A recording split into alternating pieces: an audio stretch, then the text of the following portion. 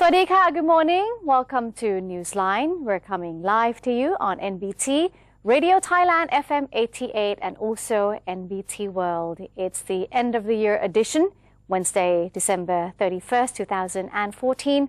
I'm Cholapansa Narula. Let's have a look at our news. His Royal Highness Crown Prince Vajiralongkorn has unveiled his New Year card as a gift for the Thai people. The Crown Prince's card was introduced to the public yesterday. On the left side, the card reads, "Season's greetings, best wishes for a very happy New Year 2015.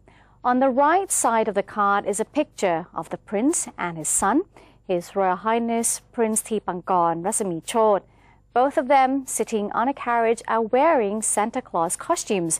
On the bottom of the card is the Crown Prince's signature signed in blue ink, and a message that reads, "From His Royal Highness the Crown Prince of Thailand." That's a wonderful season greetings for Thais. And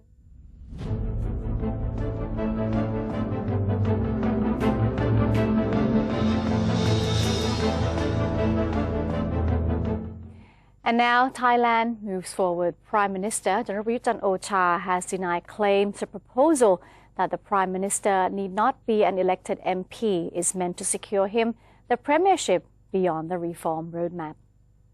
Prayut told the press after the cabinet meeting that the proposal was merely a suggestion by the Constitution Drafting Committee, or CDC, that if an elected Prime Minister was not able to fulfill his or her functions during times of crisis, a capable outsider may be able to assume the premiership to take charge of the crisis. He affirmed that the proposal was not meant to give himself legitimacy for remaining in power beyond the roadmap detailed by the National Council for Peace and Order, also known as NCPO. As for the comments made by Privy Council President General Prem Tinsulanont, General Prayut should be in office for as long as possible. That was General Prem's comments. The Premier assured the public of the good intentions of the Privy Councillor and affirmed that he will only seek to hold office for as long as the NCPO's roadmap stipulates. Furthermore, the Prime Minister said the cabinet meeting has reached conclusions on ways to accelerate the payment of aid funds to farmers after the new year. On water management projects, the Prime Minister has pledged to implement them to help the country better handle both flood and drought situations. Prime Minister Prayut Chan-o-cha said that the cabinet has started reviewing Thailand's water management plans, which are expected to be implemented from 2015 to 2026. The Prime Minister said that more than 10,000 projects have been designed, while their funding will come from both the government budget and additional sources, which are yet to be decided. The Prime Minister added that any implementation of these projects should be transparent, while any plan that is worth more than 1 billion baht will be joined by international organizations. He went on to say that the government is determined to promote transparency in its administration of the country. Meanwhile, the Cabinet on Tuesday approved an additional 55 billion baht of budget to fund the Comprehensive Water Management Scheme, while also approving a 4% raise of living expenses for pensioners. According to the Irrigation Department Director General, Lerth Virod Gowatthana, the approved water management budget will go towards funding 4,227 projects in the central and northeastern regions, as well as in areas that experience recurring floods. A number of the projects would involve the rehabilitation of 4,700 rai of forests and the growing of plants to prevent soil erosion on about 500,000 rai of area. Other projects include the procurement of reservoirs and sluice gates, as well as those dealing with the prevention of floods in Narathiwat and also in Sukhothai. In accordance with the approved raising of the living expense for pensioners, also made by the Cabinet on Tuesday, all pensioners will have their living stipends increased, regardless of whether their previous pension plans include their living stipend payout or whether they are entitled only to the pension money. Also, the Cabinet has agreed to send rice to victims of the latest flood that has ravaged the country's southern region. Government spokesperson Yongyut Mayalab said that the cabinet resolved to approve the sending of 272,005 kilogram bags of rice to flood victims in southern Thailand. Now, the rice will be shipped to Narathiwat, Yala, Pathalung, Nakhon Si Thammarat, Trang, Songkhla, Pattani, and Surat Thani. Mr. Yongyut said that the Interior Ministry will be responsible for the distribution of rice as well as solving the flood problem through its collaboration with the military and other related units. He added that the cabinet also approved in principle the Agricultural Ministry's proposed plan to boost revenue and develop the farming sector for farmers across the country who have been hit by drought. And now let's take a look at the National Legislative Assembly, or NLA. We'll give you a timeline of the main works of the Thai NLA since its establishment, as well as some of the notable bills it has passed. Kun Jetana Gunther has the report. Today, we will give you a timeline of the main workings of the Thai National Legislative Assembly, or the NLA, since its establishment, as well as some of the notable bills it has passed. The National Legislative Assembly, or the NLA, convened its first meeting on August the 8th with the main agenda of appointing a speaker and his two deputies. As a result, a unanimous decision was made to select advisor to the National Council for Peace and Order, Pornphet Wishit Cholachai, as the NLA president. At the same time, former Deputy Senate Speakers Surachai Liangbulerchai and Pirasak Pawjit were appointed the NLA's first and second deputy speakers, respectively. On August 21st, the NLA unanimously elected NCPO leader General Prayut Chan-o-cha as the 29th Prime Minister of Thailand. On the 16th of September, the NLA unanimously passed the second and the third readings of the budget bill for fiscal year 2015 after more than 9 hours of debate. 142 members voted in favor of the third reading of the budget bill for fiscal 2015, which involves a spending plan worth 2.5 trillion baht. The National Legislative Assembly passed the third reading of the draft amendment of the Government Pension Act of 1951, which will enable hundreds of thousands of government pension fund members to switch to enjoy more benefits. As a result of the passing of this draft, around 600 to 700,000 of some 1.2 million government pension fund members who started working with the government before March 27th of 1997 will be able to choose to switch to be covered and enjoy more benefits offered by this law from 1951 when compared with the current law. On the 19th of October, the NLA reviewed the draft amendment law on Territorial Defense Volunteer Corps, which Interior Minister General Anupong Jinda said an updated law is needed to offer uninterrupted pensions to defense volunteers, which can be passed on their heir after they pass away. Later on the 7th of November, the National Legislative Assembly passed the third reading of the Expropriation Act to build a tollway connecting the Industrial Ring Road with the Bang Pli Sukhsawat Expressway in Samut Prakan Province. General Bunsang Niampradit, who chairs the special committee in charge of reviewing the bill, observed that the rights of individuals whose property were expropriated are protected under the law and that they needed to be fairly compensated. The NLA concurred with the suggestions and then proceeded to pass the bill. In other matters, the NLA passed the third reading of the Customs Act pertaining to the Greater Mekong Sub-Region Cross-Border Transport Agreement. The amendment was passed in order to facilitate trade in the region in accordance with the Greater Mekong Sub-Region Cross-Border Transport Agreement that was agreed upon by Thailand and its neighboring countries. On the 28th of November 2014, former Prime Minister Yingluck Shinawatra has sent a team of lawyers to the National Legislative Assembly, or the NLA, to defend her in the rice scheme.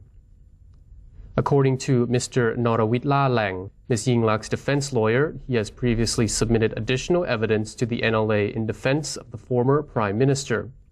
The evidence consists of 72 items, including cabinet resolutions, a report commissioned by the Rice Policy and Management Committee, and Ms. Yingluck's directions on the rice scheme, among other things. On the 3rd of December, the head of the National Legislative Assembly says he does not agree with suggestions that the legislature come up with its own draft of an amnesty law. NLA President Pornphet Wichitcholachai said that the passing of an amnesty law must start with the government and go through public hearings in order to get a solid draft that can later be submitted to the legislature for review. In other matters, the NLA has approved a memorandum of understanding between Thailand and China to construct 2 dual-track railway routes. The project is part of Thailand's Infrastructure Development Plan of 2015 to 2022 in cooperation with the Chinese government, which includes the standard gauge dual-track railways on the 734-kilometer Nong Khai, Korat, Geng Khoi, Map Taput Port route and the 133-kilometer Geng Khoi, Bangkok route. On the 21st of December, the National Legislative Assembly and the National Reform Council has submitted the suggestions on the drafting of the new charter collected from their members to the Constitutional Drafting Committee. NLA President Pornphet Wichitcholachai said the suggestions he gave to the CDC covered all aspects and issues needed to be included in the permanent constitution. On the 25th of December, the head of the National Legislative Assembly Subcommittee on the Electoral System and Political Parties has expressed his agreement to the proposal that members of parliament need not be affiliated to political parties. The subcommittee has agreed that independent candidates should also be entitled to MP seats, regardless of the fact that they are not affiliated to political parties. He said the aim is to encourage the representatives to work according to the demands of their constituents, rather than to the agenda of their party executives or capitalists. Later on the 28th of December, the NLA started a nationwide tour to listen to the problems of the people and their ideas about charter drafting. All suggestions would be passed on to related government agencies to consider the implementation of any appropriate action. Most recently, on the 29th of December, the NLA's second Vice President, Pirasak Pawjit, said that a public referendum is essential for the drafting of the new constitution.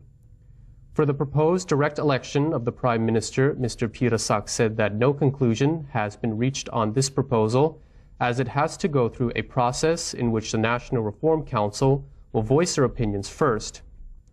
And there you have it for the main highlights of the work of the NLA this past year. Thanks to Kun Jetana Gantha for that report. Now moving on to the National Reform Council, President of NRC, in a review of its performance in the last 3 months, has expressed the determination to focus more on the reform of Thailand with the public participation, more participation from the people in the year 2015. He also addressed the issue of having a referendum. NRC President Tianchai Kiranan said that the performance of the Reform Council has so far been satisfactory, although there are many things left to be done. He stressed that the participation of the members of the public is still an important process in the reform. When asked about the public referendum for the new constitution, Mr. Tianchai said that it is still too early to talk about this plan, as more opinions and ideas are yet to be heard. He added that public referendum has both pros and cons, and that its execution must be thoroughly thought through, because if results show most people do not like the new draft charter, everything will have to start all over again. The NRC president also asserted that the NRC will focus more on implementing the reform for key systems in Thailand next year, while assuring that such process will not end up being executed to only benefit capitalists. It's the year's end, and major cities around the world will be united in celebration today by lighting up fireworks from Auckland to Zanzibar. Here in Thailand, we are also celebrating the New Year around the country with fanfare. And to see the preparations going on in Phuket, that's a busy tourist destination, our reporter Kun Panotsi Sinsap has more. I'm currently at Sanam Chai Park, just across the road from Phuket Provincial Hall. This location will be the venue for the official New Year countdown celebration for Phuket Province. The stages are set as right now there is a 3-day entertainment event being held in Phuket town, building up to the New Year's countdown. This event is called the Colorful Countdown Phuket 2015, which will usher in the new year with light shows and live concerts. This event began on December 29th, leading up to the 31st, which is the last day. The event is being arranged into 3 zones, which each zone hosting a different entertainment venue. Zone 1, there will be a 25-meter virtual underwater light tunnel. Zone 2 is the setting for the information center where attendees are given greeting cards, event schedules, and the opportunity for visitors to have their picture taken with a goat, the Chinese astrological symbol for the year 2015. Zone 3 will be divided into 2 parts. First is an exhibition highlighting the great achievement of His Majesty the King, while the second part displays Phuket popular tourist attraction spots. As we will be counting down to the new year, there will be majestic fireworks, and before that, the people staying here on the 31st of December can enjoy concerts performed by Thai legendary folk rock artists at Carabao, along with other Thai hip-hop singers, namely B. King and Kanti. So if you're currently in Phuket right now or nearby, I recommend that you come visit Sanam Chai Park to enjoy the event during the festive season. I'm Penosi Sinsap reporting from Phuket Province. And that's it for today's edition of Thailand Moves Forward. We'll now take a look at the exchange rates and commodity prices. Also, stay tuned. Up next is international news. We have updates on the storm that has hit the Philippines, leaving 21 people dead. Stay with us.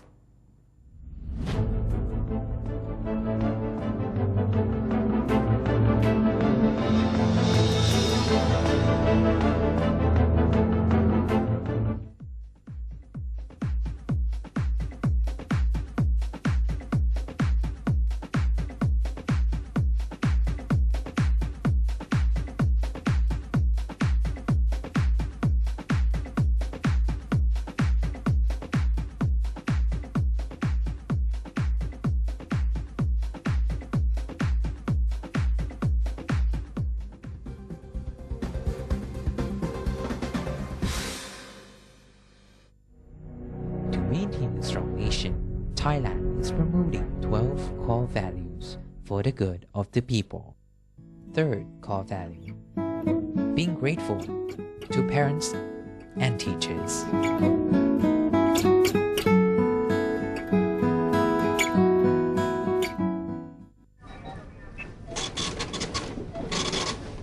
How could you do that to me?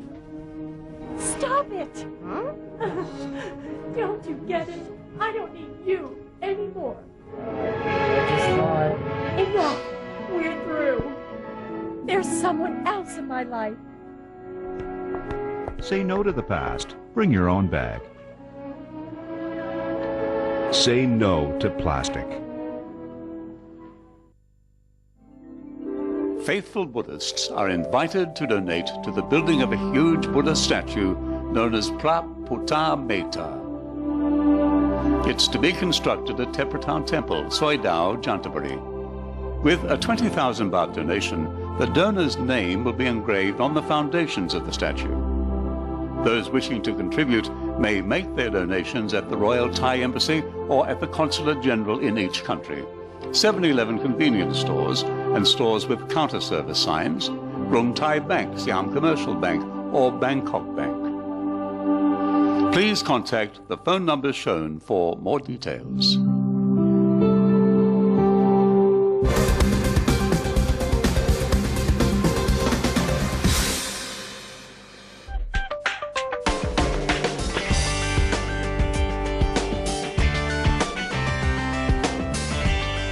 You're watching Newsline. It's time for ASEAN and Beyond.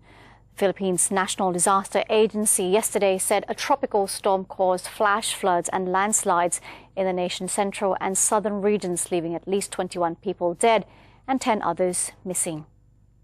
Tropical storm Jangmi, with winds packing 65 kilometers per hour and gusts of 80 kilometers per hour, made landfall in the southern Philippines on Monday and is heading west at 19 kilometers per hour.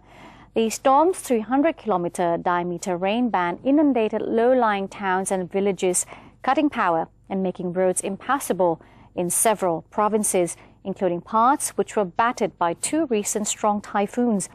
At least 8 people, including 4 children, were killed in the central part of Cebu after a riverside house was swept away by the floods.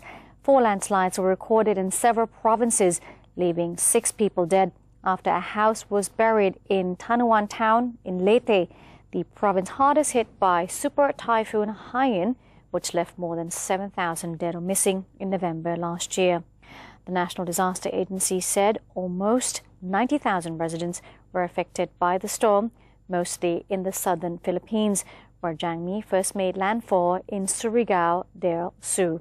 And now the number of people dead so far has been recorded at 21, while 10 others are still missing.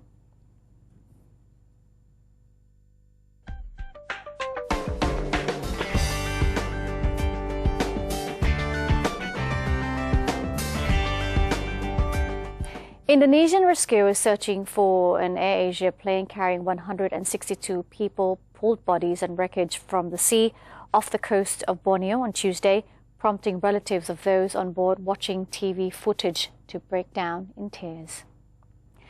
Indonesia, AirAsia's flight QZ8501 and Airbus A320-200 lost contact with air traffic control early on Sunday during bad weather on a flight from the Indonesian city of Surabaya to Singapore. The Navy initially said 40 bodies had been recovered, although other media later quoted the head of the search and rescue agency as saying only 3 bodies had been retrieved. The plane has yet to be found. The airline said in a statement that it was inviting family members to Surabaya, where a dedicated team of care providers will be assigned to each family to ensure that all of their needs are met.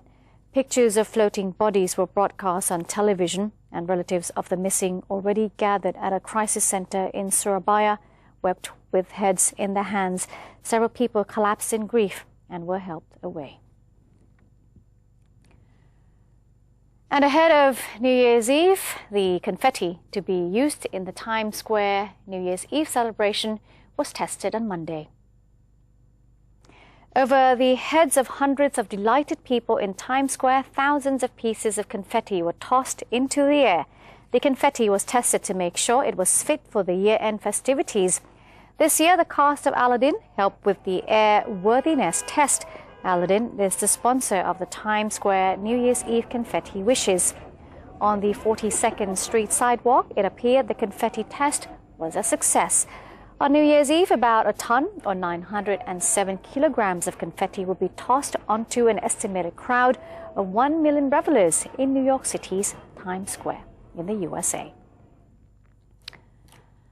And with that, we end today's edition of Newsline. So from New York, let's now head back to Bangkok. We'll be taking you to Ubon Ratchathani Zoo, where they celebrate their New Year's as well in their own style.